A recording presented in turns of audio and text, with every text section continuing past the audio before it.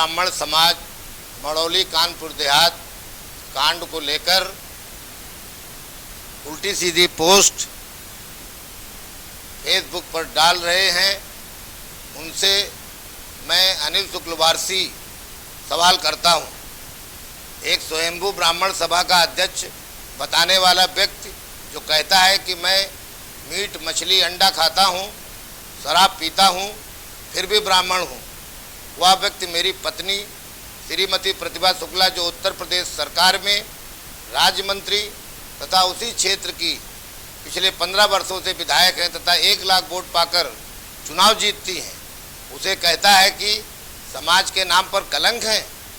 मैं और मेरी पत्नी लगभग 30 वर्षों से रात दिन अपने घर परिवार बिजनेस व्यापार को छोड़कर लोगों की सेवा में लगे हैं और कभी भी ऐसा कार्य नहीं किए कि समाज की बदनामी हो। यहाँ तक कि 2008 में कांग्रेस की सरकार बचाने के लिए मुझे 50 करोड़ का ऑफर दिया गया था, मैंने उसे ठुकरा दिया और सारी बातें उस समय की अपनी नेता सुश्री मायावती जी को बता दिया था। मैं ब्राह्मण समाज के उन लोगों से पूछना चाहता हूं कि जो फेसबुक पर उल्टी सीधी बातें मेरे तथा मेरी पत्नी के खिलाफ लिख रहे हैं, बताएं कि कलंक का मतलब क्या होता है, इसकी परिभाषा क्या है, ऐसा कौन सा काम हम लोगों ने कर दिया जो कलंक की श्रेणी में आता है, ये उनको बताना पड़ेगा।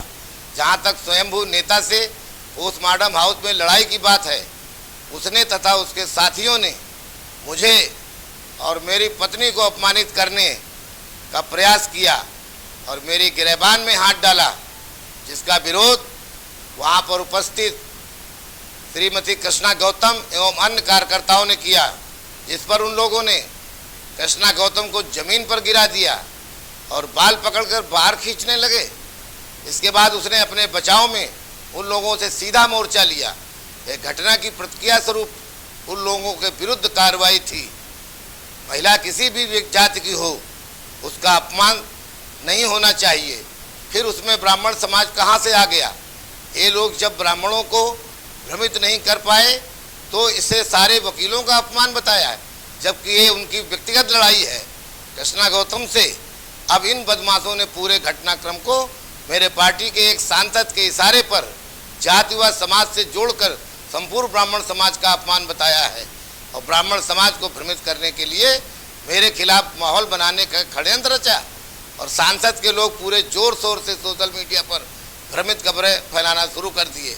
इसी तरह से इस सांसद ने एक और खबर 2019 में वोटिंग समाप्त होने के बाद मेरे विरुद्ध फैलाई थी, पर मैंने लोगों ने ऊपर से उस पर विश्वास नहीं किया। मुझे आशा है कि माननीय सांसद जी और उनकी खुरापाती टीम इसमें कामयाब नहीं होगी, चाहे वो जितनी भी कोशिश कर ले।